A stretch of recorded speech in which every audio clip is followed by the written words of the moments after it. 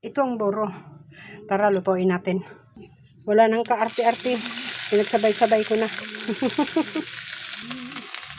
May borong isda, may buro din hipon. Ano ba ito? Salo lang. Ito ang pagluto niya.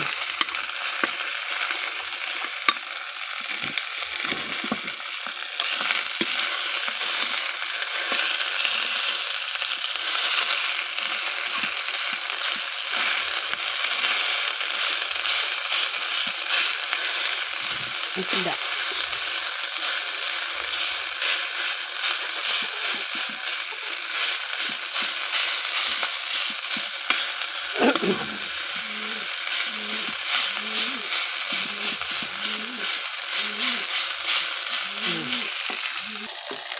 Pwede mo nang lagyan.